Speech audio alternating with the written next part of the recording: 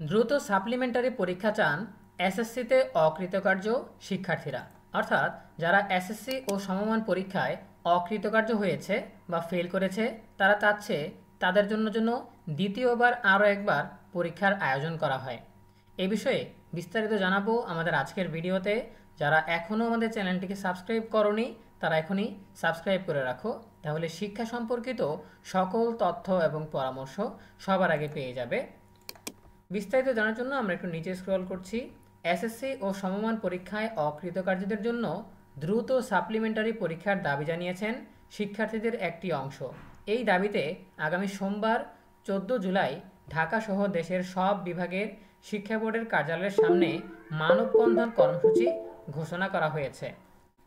শুক্রবার 11 জুলাই রাতে এসএসসি পরীক্ষা 2025 ব্যাচের অকৃতকার্য পরীক্ষার্থীবৃন্দের পক্ষ থেকে গণমাধ্যমে পাঠানো এক বিজ্ঞপ্তিতে এই কর্মসূচি ঘোষণা করা হয়। শিক্ষার্থীরা জানিয়েছেন শুধুমাত্র এমসিকিউ অংশে 1-2 নম্বর কম থাকায় তারা অকৃতকার্য হয়েছেন, যদিও রচনামূলক অংশে তাদের নম্বর 40 থেকে 50-এর বেশি। ফলে এক বছরের জন্য তারা শিক্ষা কার্যক্রম থেকে ছিটকে পড়েছেন। রচনামূলক ও এমসিকিউ আলাদা আলাদা পাশের নিয়মের কারণে এবছর প্রায় 6 লাখ শিক্ষার্থী অকৃতকার্য হয়েছে। তারা মনে করছেন এই নিয়ম অমানবিক। শিক্ষা ব্যবস্থার সংস্কার ছাড়াই এটি কার্যকর করা হয়েছে। সাপ্লিমেন্টারি পরীক্ষার দাবি তোলা এসএসসিতে অকৃতকার্য শিক্ষার্থীরা আরও বলেন, যেসব শিক্ষার্থী 3 বিষয়ের মধ্যে ফেল করেছে তাদের জন্য আগামী 2-1 মাসের মধ্যে সাপ্লিমেন্টারি পরীক্ষার ব্যবস্থা করা হলে অধিকাংশই উত্তীর্ণ হবেন। এতে করে শিক্ষার্থীরা মানসিকভাবে ভেঙে পড়া ও সমাজের অবহেলার শিকার হওয়া থেকে রক্ষা পাবেন।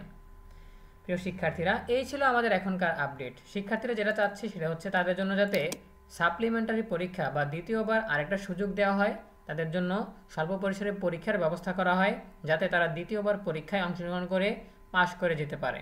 ঠিক আছে, তবে এটা কতটুকু সম্ভব সে বিষয়ে যদি আমি আমার নিজস্ব মতামত শেয়ার করি, সেই ক্ষেত্রে বলতে হয় যে একটা পাবলিক পরীক্ষা ইতিমধ্যেই চলছে, এইচএসসি পরীক্ষা চলছে তোমরা জানো। সো এইচএসসি পরীক্ষা শেষ হতে হতে আগামী মাসের অর্থাৎ আগস্ট মাসের অর্ধেক সময় পেরিয়ে যাবে।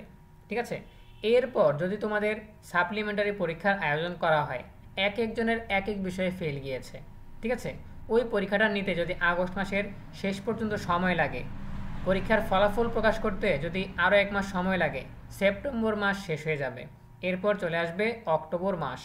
অক্টোবর মাসে তোমাদের যদি ফলাফল প্রকাশিত হয়, এরপর তোমরা কলেজে ভর্তি হবে কবে, কলেজে ভর্তির আবেদন, ভর্তি প্রক্রিয়া, ঠিক আছে, এই সব কিছু মিলিয়ে তোমাদের আরও 1 মাস সময় চলে যাবে। সুতরাং তোমাদের একাদশ শ্রেণীর যেই শিক্ষাপঞ্জি সেখান থেকে তোমরা একেবারেই ছিটকে পড়বে। ঠিক আছে, দেখা যাবে যারা নিয়মিত শিক্ষার্থী তারা অলরেডি 2-3 মাস ক্লাস করে ফেলেছে, কিন্তু তোমরা পরবর্তীতে ভর্তি হচ্ছ। ঠিক আছে, এটা কোনোভাবেই সম্ভব না। আমার মনে হয় শিক্ষা বোর্ড বা শিক্ষা মন্ত্রণালয় এই বিষয়টা মেনে নেবে না। সুতরাং আমার পরামর্শ হচ্ছে, তোমাদের যদি মনে হয় যে তোমাদের পরীক্ষা খারাপ হয়েছে, তাহলে অবশ্যই তোমাদের এখন থেকেই প্রস্তুতি নেওয়া উচিত 2026 সালের এসএসসি ও সমমান পরীক্ষায় অংশগ্রহণ করার জন্য। কারণ সময় আছে হাতে খুবই কম, আর 6-7 মাস সময় আছে। এখন থেকেই জোরে সোরে পড়াশোনার প্রস্তুতি নেওয়া উচিত, কারণ এসএসসির সিলেবাস 2 বছরের। এই 6-7 মাসে যাতে তোমরা যে বিষয়গুলোতে অকৃতকার্য হয়েছো সেই সিলেবাস শেষ করতে পারো, সেই চেষ্টায় নামা উচিত। এখন এসব আন্দোলন করে, এসব দাবি করে হয়তো কোনো ফলাফল আসবে না। আশা করি বুঝতে পেরেছো। এই বিষয়ে তোমাদের নিজস্ব মতামত জানাতে পারো কমেন্টে। যারা এখনও চ্যানেলটিকে সাবস্ক্রাইব করনি তারা সাবস্ক্রাইব করে রাখবে এ বিষয়ে সকল তথ্য জানার জন্য। দেখা হচ্ছে পরবর্তী আপডেট নিয়ে নতুন কোনো ভিডিওতে। সেই পর্যন্ত তোমরা সবাই ভালো থাকো, সুস্থ থাকো, নিরাপদে থাকো এবং সবসময় ইএনইউবির সাথেই থাকো। তোমাদের সকলের জন্য রইল অনেক অনেক শুভকামনা। ধন্যবাদ সবাইকে।